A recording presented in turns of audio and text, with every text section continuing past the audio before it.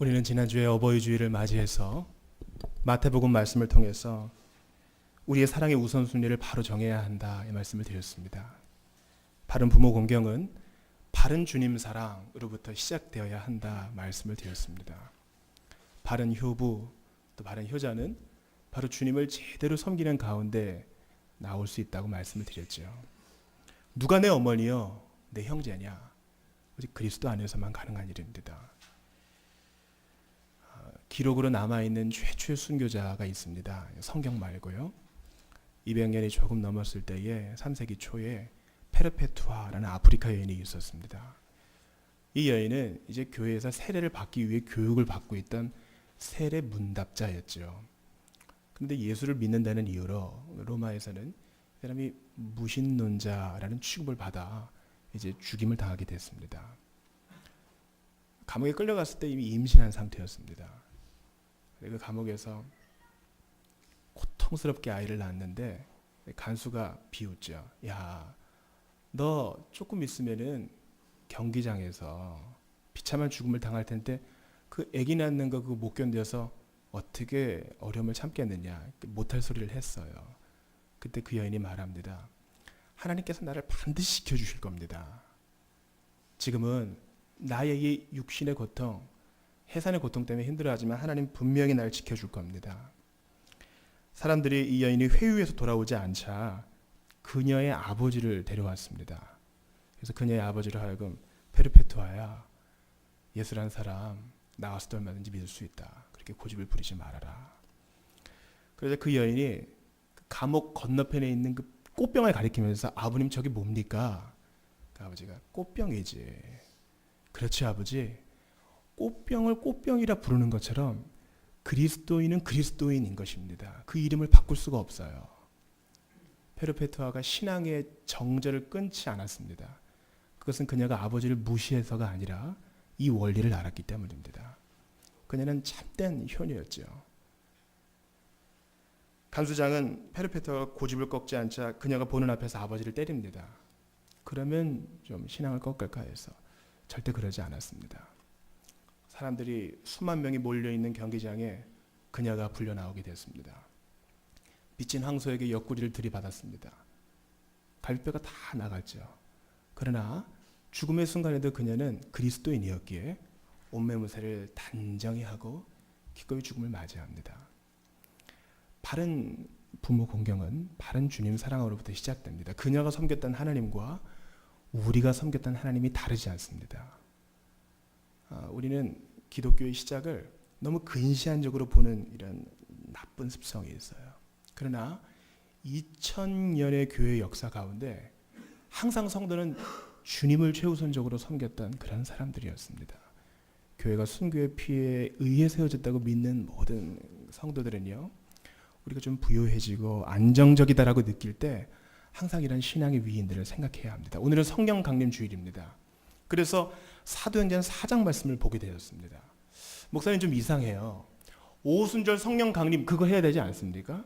불의 혀같이 갈라지는 아주 급하고 강한 바람, 베드로의 설교로 3,000명이 믿고 그거 본문으로 해야 되는데 왜 오늘 하필 4장이에요? 이렇게 물어보신 분이 있을 줄 압니다. 일부러 이 본문을 택하게 되었습니다. 저는 오늘 본문의 8절을 중심으로만 간단히 말씀을 드리고 예배를 마치고자 합니다. 8절을 한번 같이 읽어보겠어요. 4장 8절 시작. 이에 베드로가 성령이 충만하여 이르되 백성의 관리들과 장로들아. 베드로가 다시 한번 설교를 하고 5,000명이 되는 사람들이 주님께 돌아왔습니다. 그런데 기득권자들은 베드로를 데려다가 신문을 합니다. 이게 우리가 그냥 문자로만 읽으면 안 되고요. 한번 당시의 상황을 이렇게 봐야 돼요. 로마는요, 이스라엘을 다스리고 있었지만 70인 혹은 71명으로 구성된 위원회가 나머지 대부분의 일들을 다 주관했습니다. 그러니까 지금 거의 최고 통치권 앞에서 재판을 받고 있는 겁니다. 저는 딱 한 번 형사과에 가봤습니다. 동호훈련을 한번 못 들어가가지고 일개 민간인이 형사과에 한번 가는데도 얼마나 가슴이 떨리든지요. 그런데 지금 베드로는 이스라엘의 최고 재판부 앞에서 지금 신문을 받고 있는 거예요. 그런데 그가 오늘 8절 후반부를 보세요. 관리들과 장로들아, 자기를 재판하는 사람들에게 아주 깡다고 높게 자신 있게 말하고 있는 것입니다. 그 이유가 8절 앞에 뭐라고 되어 있어요? 성령이 충만하여 이르되, 이것입니다. 많은 전통주의자들은요, 오순절 성령 강림은 교회가 세워지기 위해 딱 한 번 그런 일이 일어나는 것이다, 이렇게 말합니다. 아주 중요한 신학적인 문제예요. 그렇죠? 교회가 세워지기 위하여 예수님의 부활과 승천 이후 성령의 강림으로 제대로 된 교회가 시작되기 위하여 일어난 딱 한 번의 사건이 맞죠.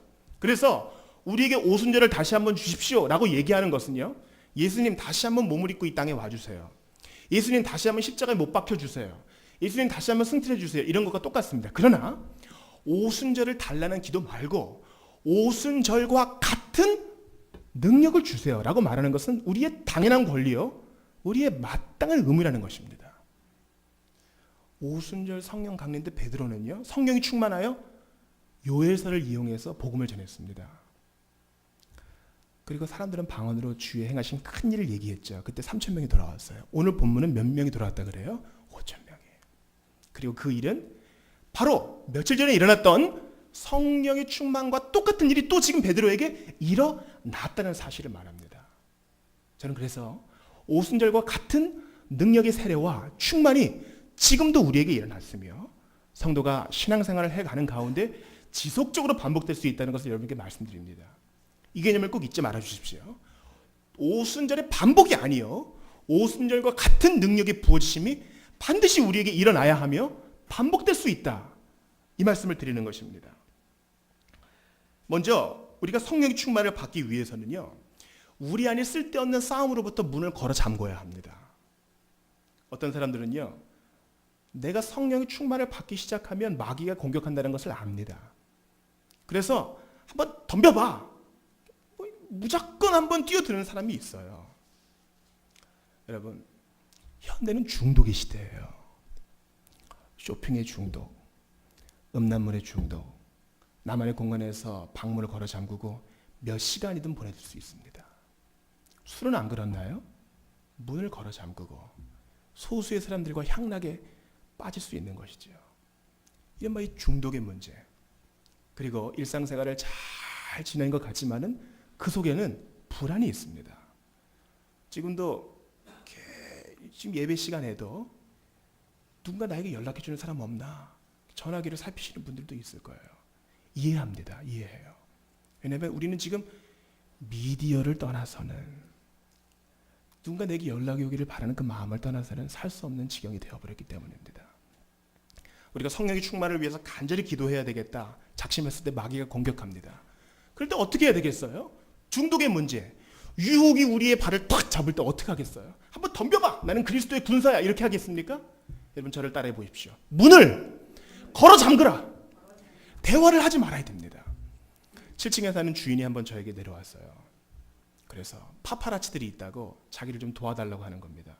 무슨 말입니까? 그러니까 우리가 이제 그 자동문에 스프링 장치가 있잖아요. 그래서 문을 활짝 열어놓고 자동으로 닫히는 걸 막기 위해서 말발굽 이렇게 설치해 놓잖아요. 딱 걸리게. 근데 그게 불법이라는 겁니다. 그래서 몇 층이 지금 파파라치한테 찍혀가지고 벌금을 많이 냈으니 2층과 지하의 말발굽을 좀 없애달라고 부탁을 하는 거예요. 아니, 그거 일할 때도 편하고 문이 열려 있으면 좋은데. 그래서 제가 서별 지사님께 물어봤어요. 소방법에 그게 진짜 걸립니까? 걸린다는 거예요. 왜 그러겠어요? 이 안에서 불이 났다고 한번 생각해 보세요.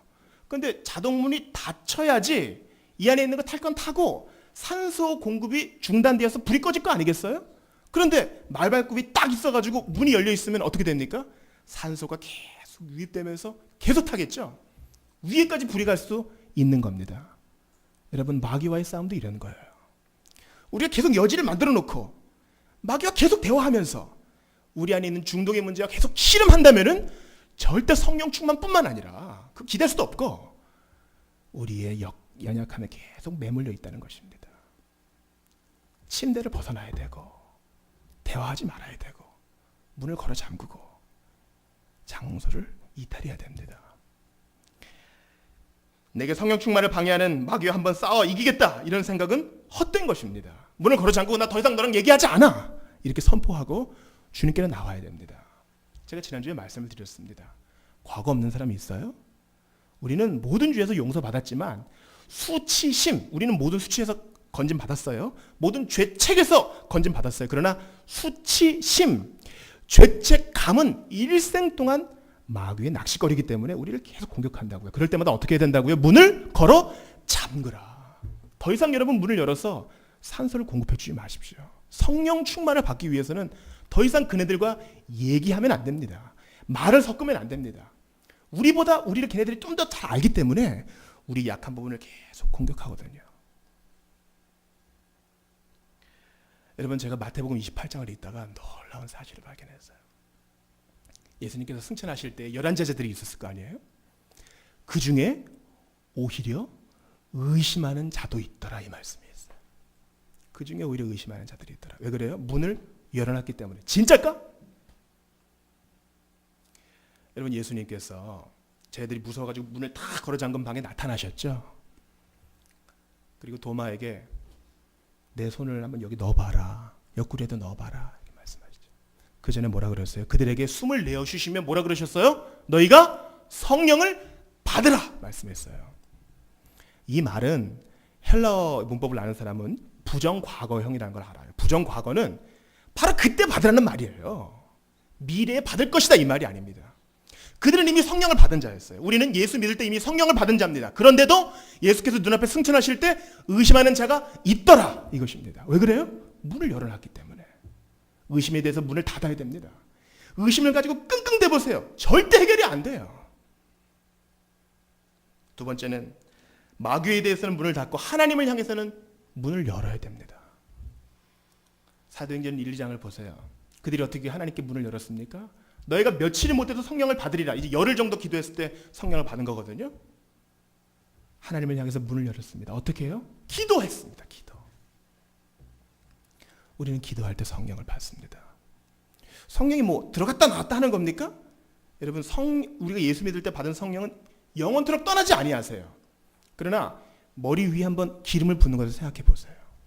능력의 충만, 능력의 세례는요, 우리 안에 임하신 성령님이 뭐 들고 날고 그런 것이 아니라 우리 안에 기쁨과 능력이 충만하게 해주신다는 사실입니다. 하나님을 향해서 문을 열어야 됩니다. 기도로 문을 열어야 되는 것입니다. 기도하지 않고 어떻게 능력 있는 신앙생활을 할 수 있어요? 저는 최근에 놀라운 생활 상식을 하나 받았어요. 이른바 세탁기에 대한 것인데요. 세탁기를 해체해서 이렇게 청소해주는 업체가 있다 합니다. 그런데 대부분의 세탁기 상태가 좋지 않다는 것이죠. 더럽고 막 세제 찌꺼기가 있고. 왜 그런지 아세요? 세탁기 문을 항상 닫아 놓기 때문에 그런 거예요. 얼마나 물이 많아요. 얼마나 습기가 많아요. 문을 열어놔서 환기가 잘 돼야 세탁기가 깨끗하게 유지가 되는데 세탁 끝과 동시에 문을 닫아 놓으니까 곰팡이가 산다는 것입니다. 자, 이제부터 시작입니다. 오늘 예배 드리고 나가면서 이제 기도의 생활을 충만하게 하게 된다면 하나님께 문을 열어놓고 온갖 더러운 것들을 다 순환시키고 주님 앞에 능력의 세례를 받게 될 텐데 오늘 예배 끝난 이후로 문을 탁 걸어 잠그게 되면 절대 충만한 생활은 기대할 수 없다는 사실입니다. 기도하셔야 됩니다. 저는 근간의 새벽 기도가 참 좋습니다. 물론 저는 5분이라도 말씀이 있으면 좋겠다 이런 생각을 하지만 저는 5시 반부터 7시 좀 넘어서까지 기도를 하는데 그런 1시간 반의 기도, 야, 이거 참 얼마만인가 이런 생각을 합니다. 그리고 하나님 말씀을 이렇게 보면서 어느 날은 찬송가 가사를 이렇게 보는데 내 고생하는 것 옛 야곱이 돌베개에 베고잠 같습니다. 내 주를 가까이 하게 하면 십자가 짐 같은 고생이나 내 일생 소원은 늘 찬송하면서 주께로 나가기 원합니다. 내 고생하는 것 옛 야곱이 돌베개에 베고잠 같습니다. 여기에서 은혜를 많이 받고 있는데 나오는 음악이 이 찬송가 피아노인 거예요. 그럴 때 짜릿함을 느끼게 됩니다. 그리고 대부분의 설교 가르침을 기도하면서 받게 되는 것이죠. 야, 어떤 주석에서도 찾을 수 없는 놀라운 통찰력. 기도하셔야 됩니다. 기도할 때 사업의 지혜도 받을 수 있습니다. 기도할 때 아이들 양육의 포인트도 얻을 수 있습니다. 기도할 때 시간을 어떻게 보내야 되는가 이거 알 수 있는 거예요. 그러나 오늘 본문을 보세요. 사도 바울의 성령의 충만은 어디에 사용된 거예요? 8절 다시 한번 크게 읽습니다. 시작.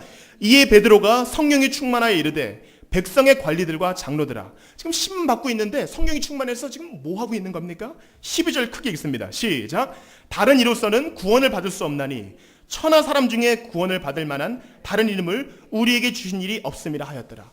성령이 충만을 받게 되고 성령의 능력 세례를 받게 되니까 놀라운 증거자가 되는 것입니다. 옛날에는 기대도 하지 못했어요.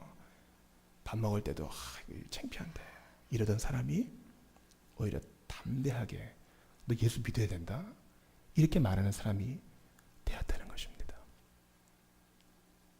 이러한 능력의 세례, 성령의 충만은 반복될 수 있다 없다? 반복될 수 있다. 왜냐하면 사도행전에서 계속 반복하고 있기 때문입니다. 사도행전 13장 9절에 보니까 바울이라고 하는 사울이 성령이 충만하여 그를 주목하고, 사도행전 4장 8절에 베드로가 성령이 충만하여 이르되, 4장 31절에 빌기를 다함에 모인 곳이 진동하더니 무리가 다 성령이 충만하여, 사도행전 13장 52절에 제자들은 기쁨과 성령이 충만하니라. 이 충만이 계속 나옵니다. 그것은 뭐예요? 21세기를 살아가는 우리에게 이것은 반복될 수 있으니 구하십시오. 구하십시오. 계속 문을 두드리고 구하십시오 라고 우리에게 말하고 있는 것입니다. 성경에 말하고 있으니 이제 기도해서 받으면 되는데 기도하지 않으면 못 받는 것이에요. 저는 앞에 예수를 믿음과 동시에 우리 안에 거하시는 성령은 절대 떠나지 않는다 말씀드렸습니다. 그러나 성령 충만은 특별히 기름 부음과 같은 능력과 기쁨의 충만이라 그랬어요. 이것을 16세기 위대한 청교도 토마스 구딘의 예를 통해 한번 알려드리겠습니다. 아버지와 아들이 길을 걷습니다. 저도 제 아들이 예쁘죠. 너무 예뻐서 어떨 때는 깨물다가 무지하게 맞습니다. 때로는 엉덩이를 탁 까서 물기도 하고요. 잘 때 그냥 너무 뽀뽀를 해가지고 얼굴에 쉰내가 납니다. 아빠와 아들이 같이 걸을 때는요, 아들이 알고 있어요. 아빠가 날 사랑하지. 아빠는 내 아버지지. 난 우리 아버지 자식이지. 아빠는 끝까지 날 보호해주지. 이 의식은 변치 않아요. 그러나 갑자기 아빠가 얘를 너무 좋아하고 얘한테 사랑을 표현하고 싶어서 번쩍 듭니다. 번쩍 들어요. 그리고 얼굴을 부비고 뽀뽀를 해주고 끌어안으면서 야, 네가 내 아들이 돼서 정말 고맙다. 사랑을 표현해 줍니다. 그리고 다시 내려서 걷습니다. 무슨 말인지 아시겠어요? 우리가 메마른 땅을 주님과 함께 걸어갈 때 주님이 내 아버지 되시고 성령이 내 안에 계신다는 것 믿습니다.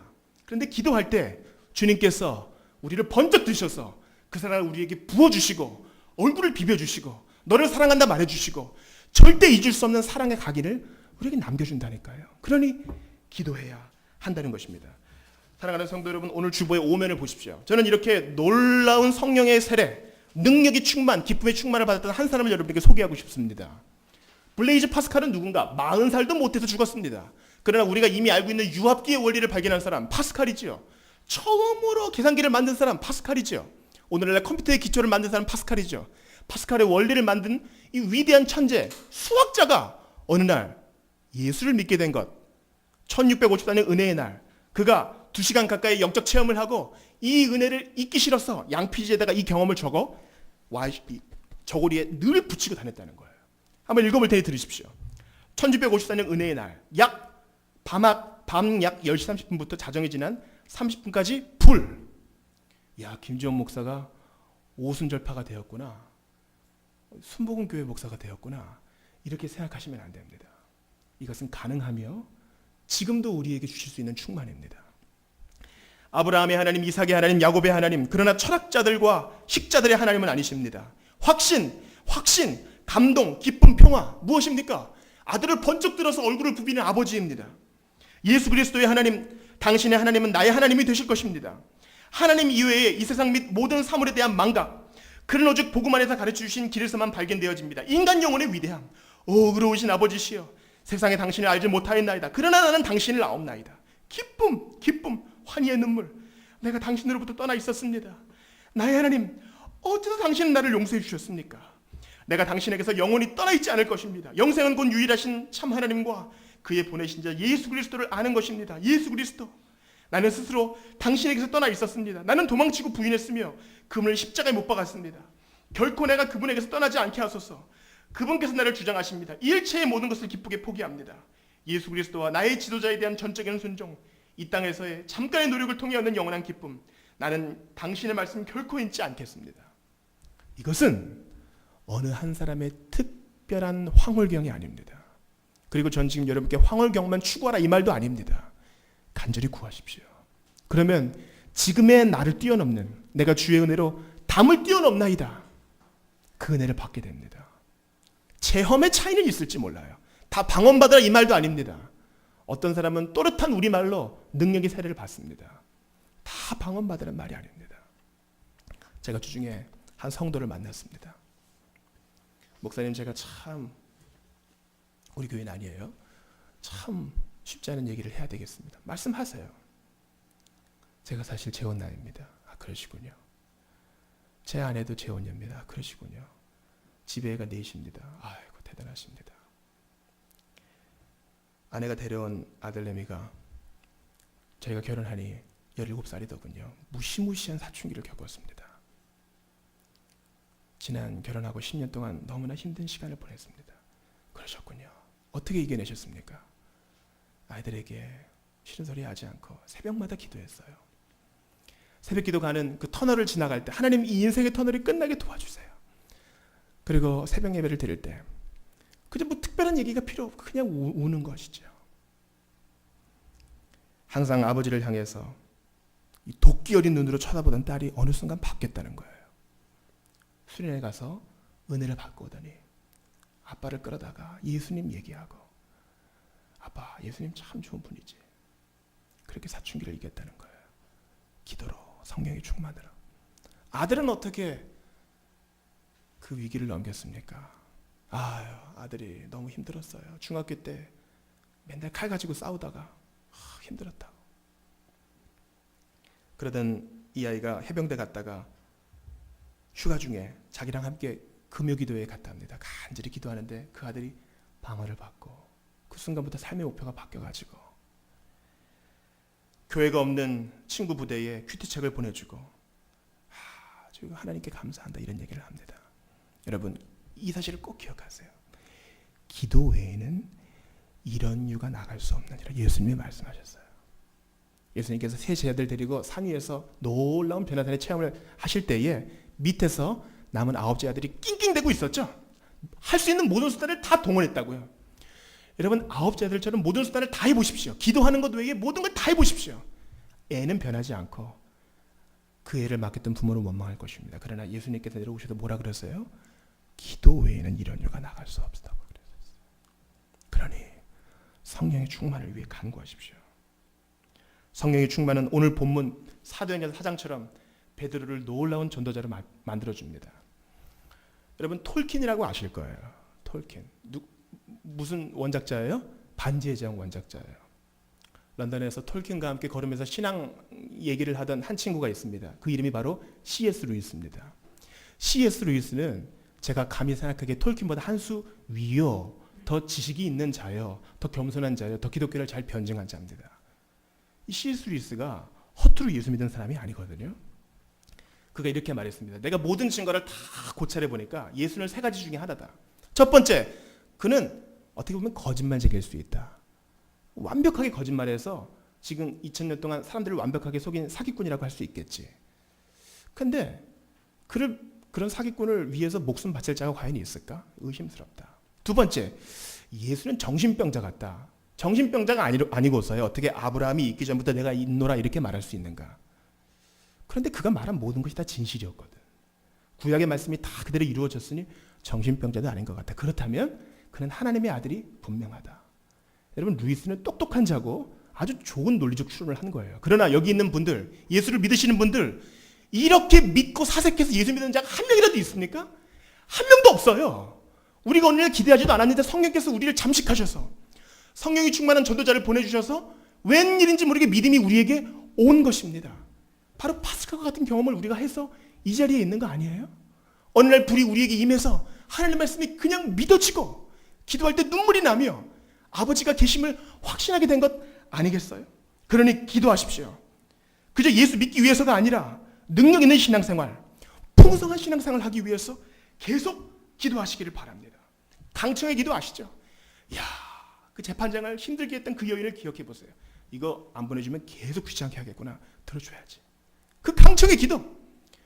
제 친구가 밤에 왔습니다. 먹을 게 없어요. 계속 두드리는 그 강청의 기도. 아버지, 내가 그저 그런 신앙생활이 아니라 능력 있는 기쁨의 충만 받기를 원합니다. 베드로에게 주셨던 그 충만을 내게 주세요. 기도해야 됩니다. 저는 주중에 몇 주 전입니다. 저희 아내가 아이들에게 읽어주는 책을 옆에서 듣다가 그저 그 자리에서 눈물을 줄줄 흘렸습니다. 바로 조선시대 최고의 문인이요 시인이라고 할 수 있는 김득신이라고 하는 사람입니다. 김득신은요 59세에 문과에 급제한 사람이에요. 그 당시 평균 연령이 50세가 안 됐거든요. 근데 59세에 문과에 급제한 사람이에요. 아버지도 잘 나가는 사람, 할아버지도 잘 나가는 사람인데 오직 이 김득신만 좀 찌질이었어요. 천자문을 그냥 공부해도 선생님 앞에서 시험 볼 때는 다 잊어버리는 거예요. 기억도 안 나고 맨날 읽는데 머리가 부족한 거죠. 그래서 서당 훈장이 아버지에게 권합니다. 득신이는 머리가 좀 딸리니 뭐 장군이나 다른 거 해야 되겠습니다. 아버지가 말립니다. 늦게 될 그릇은 좀 기다려 봐야 되지 않겠느냐. 이것을 문 밖에 섰던 득신이가 펑펑 웁니다. 아버지 앞에 가서. 왜 우느냐 왜? 100번을 읽고 1000번을 읽어도 안 됩니다. 그렇다고 포기하겠느냐. 이 득신이의 마음을 딱 잡아요. 그러면 100번을 읽고 1000번을 읽어도 안 되면 억번을 읽어서라도 깨우치겠습니다. 이렇게 얘기하는 거예요.